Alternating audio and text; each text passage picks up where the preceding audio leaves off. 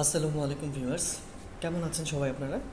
ফ্যান্টমিস চ্যানেলের পক্ষ থেকে শুভ আপনাদেরকে জানাচ্ছি অনেক ভালোবাসা এবং অভিনন্দন। তো ভিউয়ার্স, আমি আজকে মাইক্রোসফট ওয়ার্ডের যেই টেকনিকটা নিয়ে কথা বলবো সেটা খুব দারুণ এবং খুব সুন্দর একটা technique.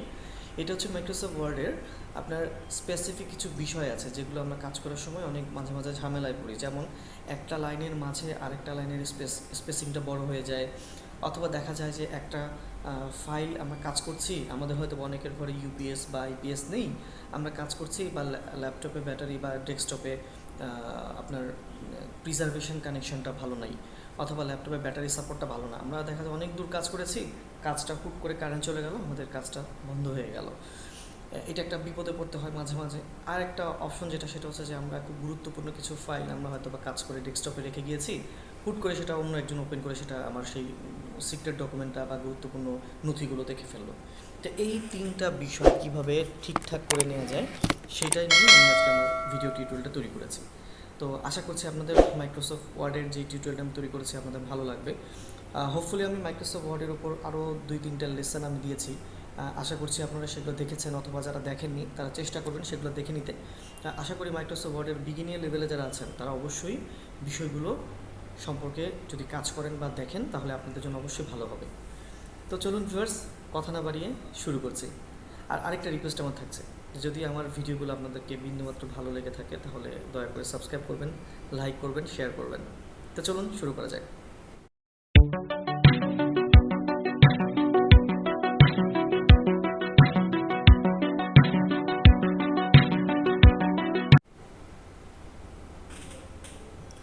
Okay viewers, line spacing জিনিসটা কি? লাইন স্পেসিং ধরেন আমি একটা লাইন লিখছি, আমি সাপোজ এই লাইনটা লিখলাম, আমি ইন্টার প্রেস করে আরেকটা লাইন লিখলাম, একটা লাইন লিখলাম, ইন্টার প্রেস করে একটা লাইন লিখলাম, একটা কতগুলো ফাঁকা ফাঁকা হয়ে গেল।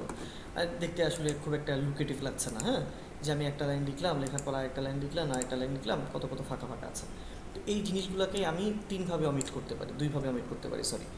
একটা হচ্ছে যদি আমি পুরো লেখাটাকে সিলেক্ট করে, আমি দেখেন এইখানে লাইন স্পেসিং কমানোর একটা অপশন আছে, আমি যদি এখানে ক্লিক করে দেখেন আমার 2 করা আছে, আমি চাইলে 1.5 করে দিতে পারি, আমি চাইলে 1.15 করে দিতে পারি, আমি চাইলে আপনার 1 করে দিতে পারি।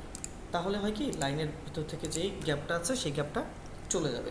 দেখুন কতটা গ্যাপ নেমে এসছে, এখন দেখতেও কিন্তু ভালো দেখা যায়। আমি চাইলে আরও একভাবে করতে পারি, আমি লাইনটা কেটে দিই, উপরের লাইনটা লিখলাম, লেখার পরে আমি শিফট চেপে যদি ইন্টার প্রেস করি তাহলে দেখেন একদম নিচে নিচে নিচে নিচে লাইনটা চলে আসবে। অনেক সময় দেখা যায় অ্যাপ্লিকেশন বা কোনো একটা লেটার লেখার জন্য আমাদের এই স্পেসিংটা বেশি হলে দেখতে খারাপ দেখা যায়। সো এই ক্ষেত্রে আমরা যেটা করতে পারি, আমরা এভাবে আমাদের প্রবলেমটাকে সলভ করতে পারি। তো আমি আবার বলছি যে কীভাবে সলভ করতে পারি।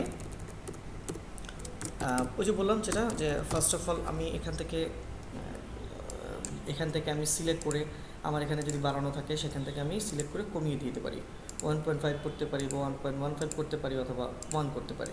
এটা লাইন স্পেসিং আমার ঠিক করে নিতে পারি। অথবা যদি আমি চাই, আমি সেক্ষেত্রে যে বললাম যে আমি একটা লাইন লিখলাম, আমি এরকম এরকম লিখে গেলাম, আমি আমার মনে হচ্ছে না লাইনটা ফাঁকা বেশি হয়ে গেছে, তাহলে আমি কি করব, আমি এটাকে ধরে এই যে বললাম প্রথমে এইভাবে, সরি, আমি এই লাইনটা কেটে দিয়ে আমি ধরেন এখান থেকে শিফট চেপে ইন্টার প্রেস করলে আমি নিচে থেকে লাইনটা লিখে শুরু করতে পারবো, আবার চলে গেছে। তার মানে আমাকে প্রত্যেকটা লাইন লেখার আগে আমাকে শিফট চেপে ইন্টার প্রেস করতে হবে, শিফট চেপে ইন্টার, তাহলে আমার নিচে নিচে নিচে নিচে লেখাটা আসবে। তো এই হচ্ছে লাইন স্পেসিংয়ের যে বিষয়টা, মজার বিষয়টা, এটা হয়তো বা দেখে আপনারা কিছুটা হলে আপনাদের উপকার হবে। তারপর আমি যে সেকেন্ড বিষয়টা নিয়ে কথা বলবো সেটা হচ্ছে, একটা কাজ করছি, আমরা দুনিয়ার কাজ করছি, আমরা ধরেন আমরা ওয়ার্ডের অনেক গুরুত্বপূর্ণ কাজ করছি, কাজটা করার পর দেখা যাচ্ছে হুট করে কারেন্ট চলে গেল, আমাদের কাজটা সেভ হলো না। পরে আমরা একটা হাই হুতাশ করি যে আল্লাহ, আমি কাজটা সেভ করলাম না, কেন শুরুতে সেভ করলাম না, কেন তো শুরুতে সেভ এস করলাম না। তো এই প্রবলেমটা কাটানোর জন্য যেটা আপনারা করতে পারেন সেটা হচ্ছে, ধরেন কাজ করার শুরুতে হোক, মাঝে হোক, যখনই মনে পড়বে আপনারা ঠিক উইন্ডোজের এখানে ক্লিক করে দেখুন, এখানে যাবেন, এখানে গিয়ে অপশন নামে একটা অপশন আসবে,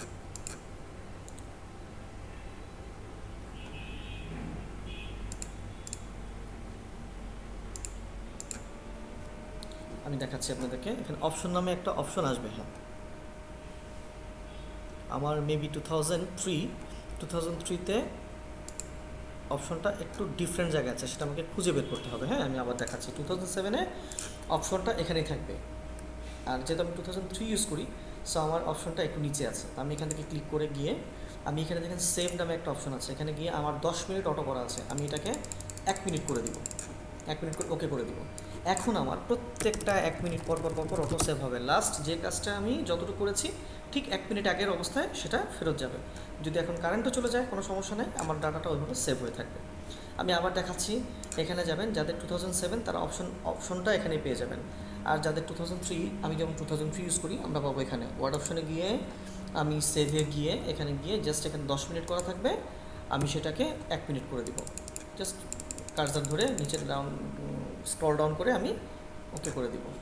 তো তাহলে আমার এইটা সেট করে দিলে আমার যেটা হবে অটো সেভ হয়ে যাবে, অটো সেভ অপশনটা আমার রান হয়ে যাবে। তাহলে আমার যে কোনো ফাইলিংয়ের কাজ বলেন আমার মোটামুটি সেফ থাকবে, যে আমি 1 মিনিট আগের যে কাজটা সেটা আমার থাকবে, তারপর 1 মিনিটের মাঝখানে যে 1 মিনিটের বিরতিটা আছে সেই কাজটুকু হয়তো আপনার চলে যেতে পারে। তো এটা ছিল দুটো অপশন। এবং নাম্বার থার্ড, এটা খুব গুরুত্বপূর্ণ একটা বিষয়, যে আমাদের অনেক গুরুত্বপূর্ণ নথি আছে, অনেক গুরুত্বপূর্ণ কাজ আমরা করে থাকি, যেগুলো দেখা যায় অন্য কেউ দেখে ফেললে বা অন্য কেউ জেনে ফেললে অনেক সময় প্রবলেম হয়। অনেক অফিসিয়াল, অনেক ইম্পর্টেন্ট নথি থাকে, অনেক সিক্রেট ডকুমেন্ট থাকে, সেই ডকুমেন্টগুলো যদি ধরেন আপনি রেখে গেলেন, অন্য একজন ওপেন করে ফেললো, দেখে ফেললো, এটা আসলে বিষয়টা ভালো দেখা যায় না। সেক্ষেত্রে আপনি কী করবেন?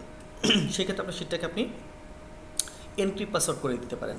মনে রাখবেন, মাইক্রোসফট ওয়ার্ডে যদি আপনি এনক্রিপ্ট পাসওয়ার্ড করেন, তাহলে সেই পাসওয়ার্ডটা কিন্তু আপনাকে কোথাও লিখে রাখতে হবে অথবা মনে রাখতে হবে, কারণ ভুলে গেলে সেই ফাইলটা রিকভারি করা যায় না। এটা একটা প্রবলেম আপনি বলতে পারেন। তবে আমার মনে হয় পাসওয়ার্ডটা এমন কিছু পাসওয়ার্ড দিবেন যেটা আপনি মনে রাখতে পারেন।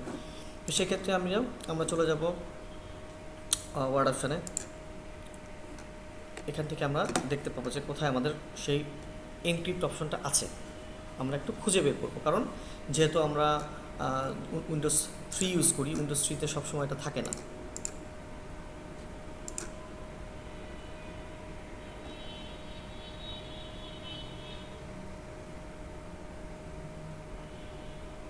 দেখুন আমার এখানে প্রিপেয়ার আছে এনক্রিপ্ট ডকুমেন্ট নামে। আর আপনার যখন 2007-এ যাবেন, ডাইরেক্ট এখানে দেয়াই থাকবে অপশন, সেখানে গিয়ে আপনার এনক্রিপ্ট ডকুমেন্টে যদি ক্লিক করলে এখানে একটা পাসওয়ার্ড যাবে, আপনারা ডাবল-1, ধরেন আমি আপনাদের বোঝার সুবিধার জন্য 1112 দিয়ে আমি ওকে করে দিলাম, 1112 ওকে করে দিলাম। যদি ওকে করে দিই, আমার এই পাসওয়ার্ডটা এখন প্রোটেক্টেড। আমি যদি ক্লোজ করে বের হয়ে যাই, তাহলে এই ফাইলটা কেউ ওপেন করতে পারবে না আমি ছাড়া। এটা আসলে কোনোভাবেই সম্ভবত আমার জানা ক্ষেত্রে মানে পসিবল না। তো অন্য কোনো ওয়ে যদি থাকে তাহলে দয়া করে আমাকে জানাবেন, তাহলে আমিও শিখে নিব বিষয়টা। আমি যতটুকু জানি যে এটা আর হয়তো ওপেন করা যাবে না। হ্যাঁ, এটা একটা কিন্তু মানে ভালো বিষয় যে পাসওয়ার্ড এনক্রিপ্টেড আছে। এই দেখুন পাসওয়ার্ড চাচ্ছে, এখন আমি যদি 1112 দিই তাহলে হয়তো বা ফাইলটা ওপেন হবে, আর না আদারওয়াইজ ওপেন হতো না। আমি আবার দেখাচ্ছি, উইন্ডোজে গিয়ে এখানে প্রিপেয়ারে গিয়ে এনক্রিপ্ট ডকুমেন্ট, এখানে গিয়ে ক্লিক করলে আপনার ডকুমেন্টটা এনক্রিপ্ট হয়ে যাবে। এনক্রিপ্ট হয়ে গেলে আপনার ডকুমেন্টটা সেভ হয়ে গেল। সো ভিউয়ার্স, এটাই ছিল আজকে আমার মূলত মেইন টপিক, যেটা নিয়ে আমি আজকে কাজ করেছি। লাইন স্পেসিফিং, তারপর হচ্ছে আপনার লাইন স্পেসিফিক ছিল, তারপর হচ্ছে আপনার 2 নম্বরে আমি করেছি হচ্ছে save option, auto save option. হ্যাঁ, অটো সেভ অপশন। আর নাম্বার 3 করেছি আমি এনক্রিপ্ট পাসওয়ার্ড এনক্রিপ্ট। হ্যাঁ, এনক্রিপ্ট পাসওয়ার্ড আমি এটা কাজ করেছি। তো আজকে আমার এই ভিডিও টিউটোরিয়াল বানানোর উদ্দেশ্য ছিল যে আমি এই 3টা বিষয় সম্পর্কে আপনাদেরকে কিছুটা আইডিয়া দেওয়ার চেষ্টা করেছি। যদি আপনাদের বিন্দুমাত্র উপকার হয়ে থাকে বা আপনারা যদি কিছুটা বুঝে থাকেন, তাহলে দয়া করে অবশ্যই আমার ভিডিওটা আপনারা শেয়ার করবেন, লাইক দিবেন, সাবস্ক্রাইব করবেন, তাহলে আমি আরও নতুন নতুন ভিডিও বানানোর অনুপ্রাণিত হব আর কি। তো যাই হোক, আজকে এই পর্যন্ত ছিল। ইনশাআল্লাহ আমরা পরবর্তীতে অন্য কোনো ভিডিও, অন্য কোনো টিউটোরিয়ালে আমরা আবার চলে আসবো আপনাদের মাঝে। তো সেই পর্যন্ত ভালো থাকুন। আসসালামু আলাইকুম।